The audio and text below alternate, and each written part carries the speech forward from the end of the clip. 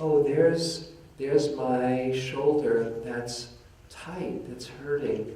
Instead of being angry with it, appreciating that shoulder has been trying to do the best to serve you for a long time. Just like your whole body is really trying to serve you. And what does it need? What does anything need when it's trying the best it can and it's getting caught? It needs some love, starting with some forgiveness. When you're doing the meditation, there's often this sense of wanting to do it right. You ever see that? Okay, I've taken a class in meditation. God, I hope I'm a good meditator. I hope I don't find out that I'm a lousy meditator. And there we are giving ourselves a report card, which is along the lines of having these impossibly high standards for ourselves.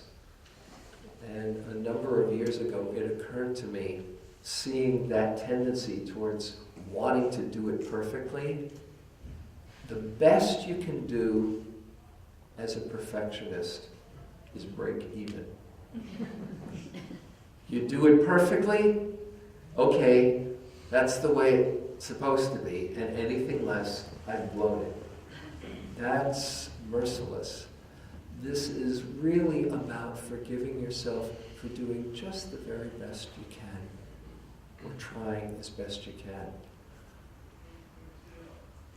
So you get this chance when you are in the meditation, and also you start more and more to make friends with your mind and your body outside the meditation.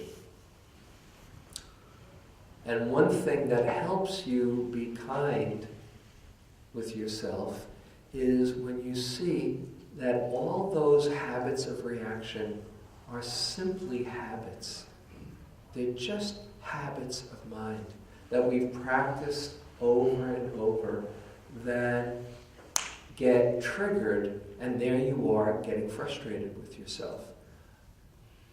A number of years ago, I was on a retreat. I shared about the day long, what that's like. Well, we have these retreats like at Spirit Rock or in the Sister Center in Massachusetts, where there's longer retreats of a week or a month or even longer, 3 months. Every fall there's a 3-month retreat that people go to. In silence. I know this might sound like a little bit of a stretch, a little weird. 3 months just meditating and turning the awareness inside.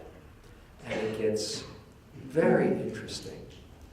On one of these retreats, I was doing a walking meditation. This is a story about forgiveness, so it's not, I haven't completely lost the thread. But in the walking meditation,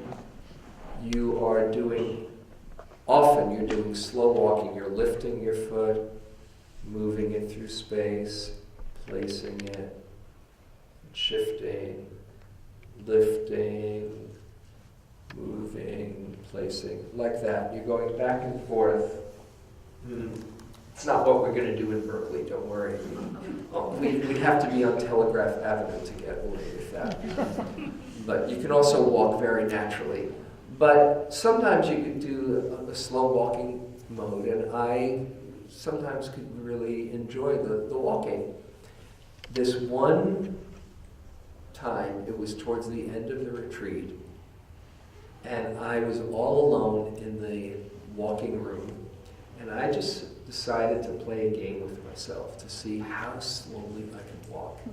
I pretended I was the French mime Marcel Marceau, right? Just where you don't even see him moving. And there he is. I couldn't do it like that, but just kind of, what I wonder what that would be like. And it was really fun, just crawling through space. Right? In the middle of this exercise, somebody comes into the gym, to the walking room. It was a gymnasium that was converted to a walking room, who had just come onto the retreat. In those very first years, they tacked on a 2-week retreat at the end of the 3-month course, and you can really feel the difference in somebody's energy. So there I was, doing my game, and this person comes in, kind of from the outside world. I knew this was going to look really bizarre, but I wasn't going to stop my exercise. I was just crawling.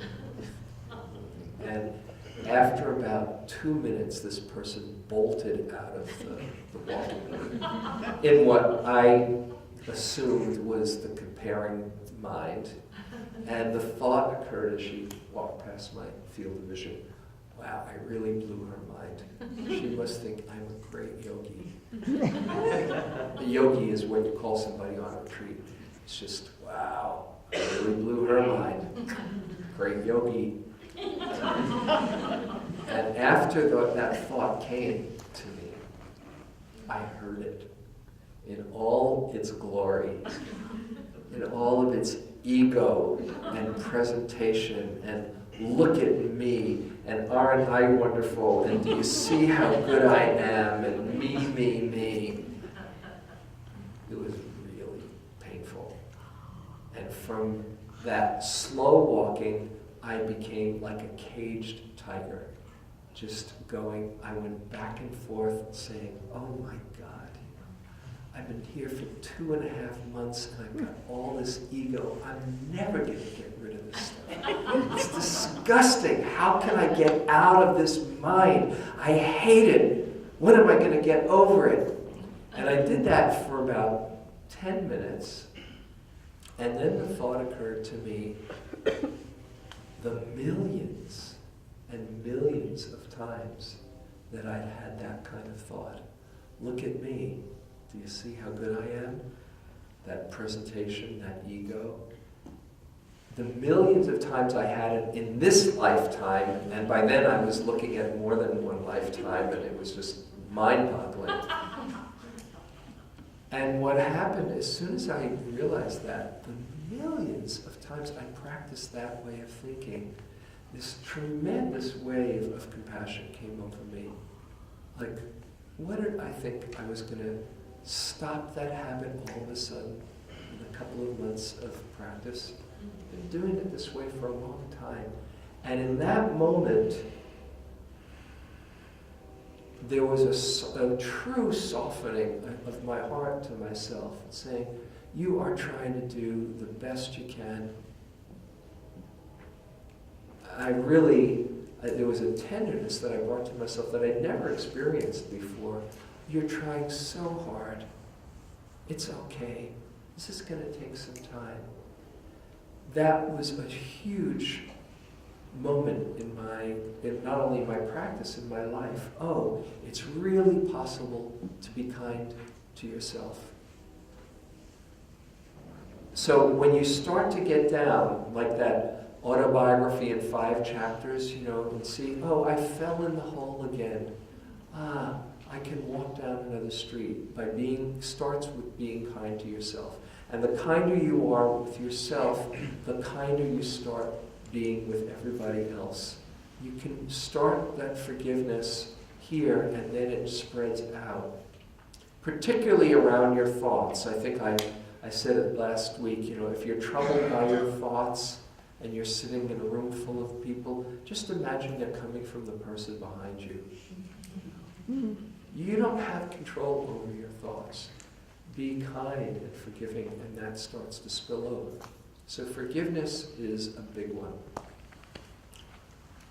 Second one that is a real support to our practice is patience. This stuff requires patience.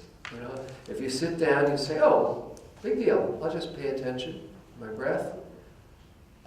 Good luck. As one teacher calls it, it's like manual labor. Just keep on coming back. Okay, got lost. Okay, come on back. But if you can come back each time patiently and kindly, that's the key. It's said that the spiritual journey requires a cup of wisdom, a barrel of love, and an ocean of patience. That's what we're really cultivating here. And you can see any time that you think things aren't going the way they should, and if I were running the universe, I'd be doing a better job. Just notice how that feels inside. It feels tight, it feels contracted. And so this is learning, not the patience that says, okay, they said it would pass, let's get on with it. But the patience that's just really allowing for things to be the way they are.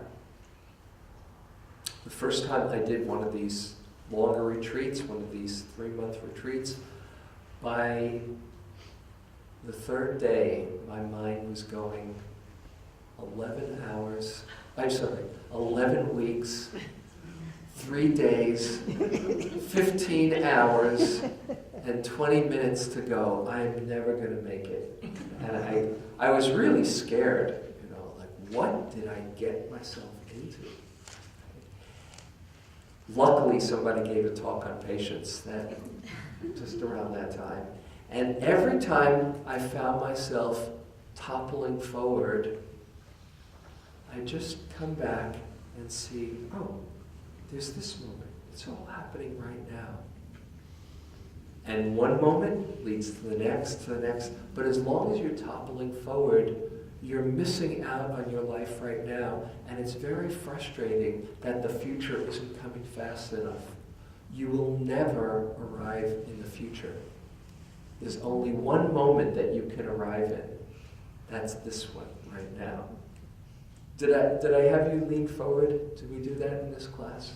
No. Okay, just try this, okay? Everybody face this direction, like at a 45-degree angle, okay? And just imagine something you're really looking forward to, like